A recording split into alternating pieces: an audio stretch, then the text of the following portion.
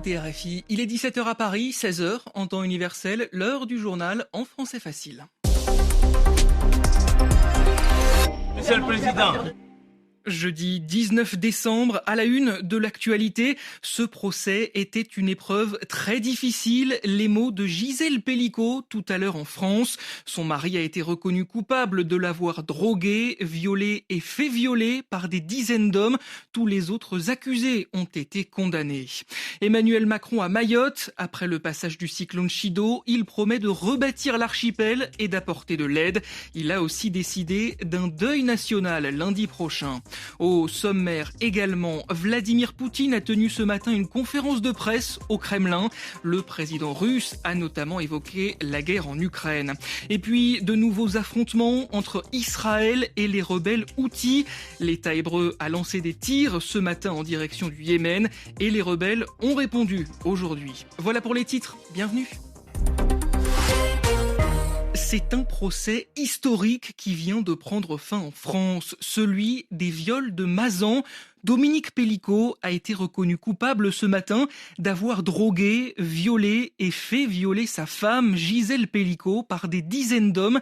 Il a été condamné à 20 ans de prison, la peine maximale. Les 50 autres co-accusés, ceux qui étaient jugés avec lui, ont aussi tous été reconnus coupables. Des peines allant de 3 à 15 ans de prison ont été prononcées, décidées, mais elles sont bien inférieures à celles qui avaient été requises, demandées par le parquet, ce qui a provoqué l'incompréhension, la stupeur et la colère des personnes rassemblées devant les grilles du tribunal judiciaire d'Avignon. Reportage de Baptiste Coulon.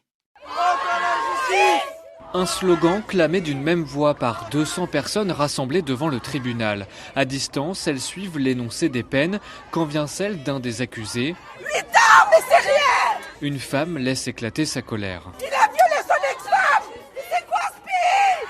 J'ai gueulé, je suis dégoûté! Aucun acquittement, mais des peines moins lourdes que celles requises et 6 accusés qui ressortent libres.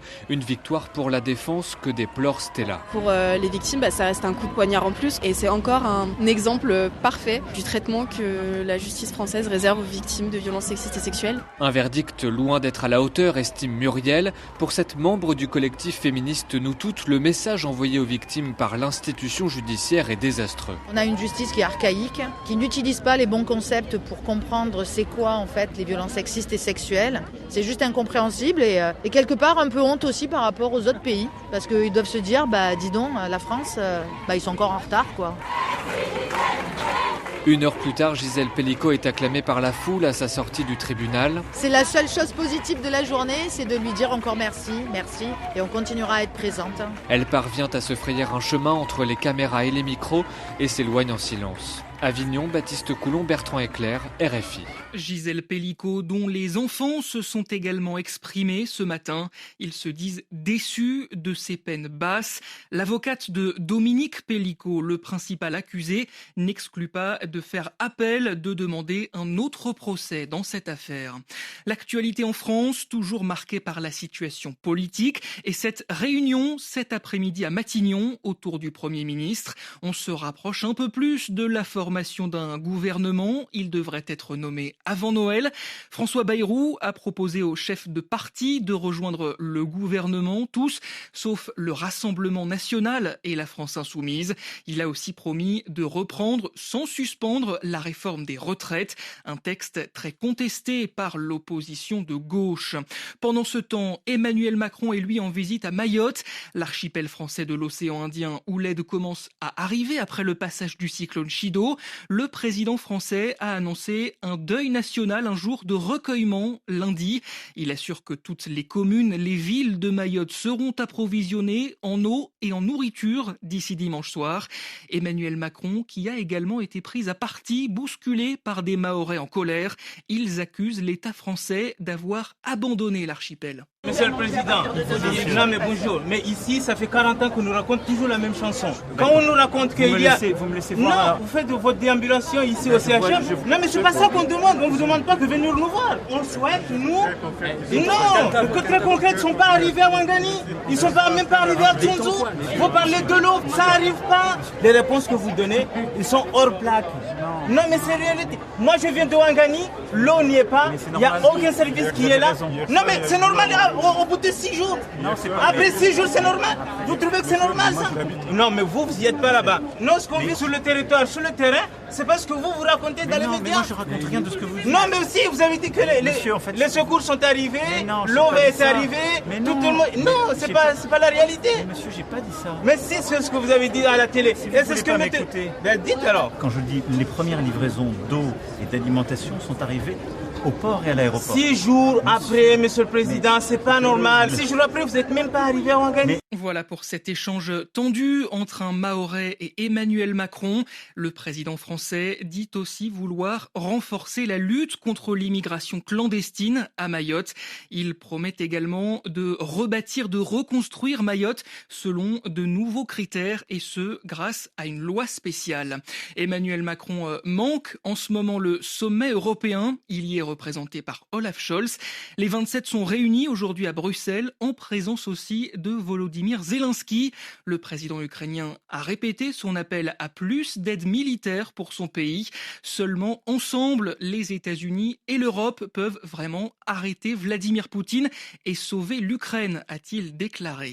La guerre en Ukraine, longuement évoquée par Vladimir Poutine aujourd'hui. Le président russe a pris la parole pour sa traditionnelle conférence de presse au Kremlin. S'il était possible de revenir en arrière, j'aurais décidé de lancer une opération spéciale plus tôt, a-t-il déclaré au sujet de la guerre en Ukraine. Vladimir Poutine se dit aussi prêt à rencontrer Donald Trump à n'importe quel moment. Autre thème abordé par le président russe, la Syrie. La chute de Bachar al-Assad n'est pas une défaite pour la Russie, d'après lui. Il dit aussi avoir l'intention de rencontrer l'ancien président syrien, réfugié à Moscou depuis son départ de Damas. L'actualité au Proche-Orient, c'est aussi cet affrontement qui se poursuit entre Israël et les rebelles houthis du Yémen. Et cette phrase de Benyamin Netanyahou, celui qui frappe Israël, paiera un prix très fort. Première réaction du Premier ministre israélien après des tirs de missiles des rebelles houthis du Yémen. Ils ont visé 2 cibles militaires dans la région de Jaffa, en Israël. Quelques heures plus tôt, l'État hébreu avait bombardé des ports et des infrastructures énergétiques au Yémen. Des frappes qui ont aussi fait réagir l'Iran, allié des rebelles houthis. Téhéran parle de violations flagrantes du droit international.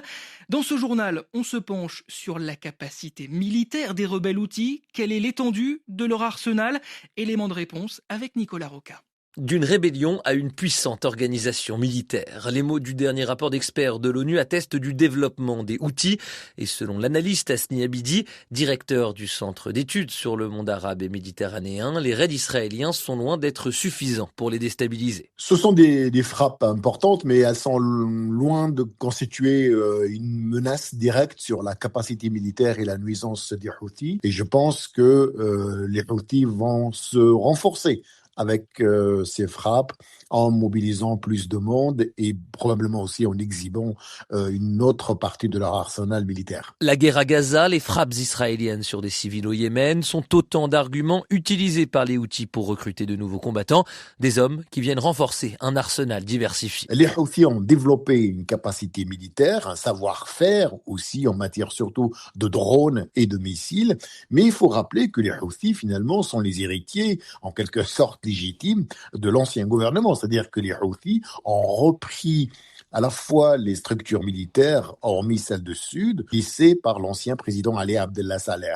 Ces moyens permettent aux Houthis de perturber le trafic maritime en mer Rouge. En revanche, pour continuer les frappes sur Israël, ils dépendent des livraisons de missiles à longue portée de Téhéran. Nicolas Roca du service international de RFI. Et puis, ils avaient été arrêtés il y a 1 an. 4 fonctionnaires français ont été libérés aujourd'hui au Burkina Faso. Ils étaient membres de la DGSE, les services de renseignement français. Ouagadougou les avait accusés d'espionnage. Cette libération a été obtenue grâce à la médiation à l'aide du Maroc.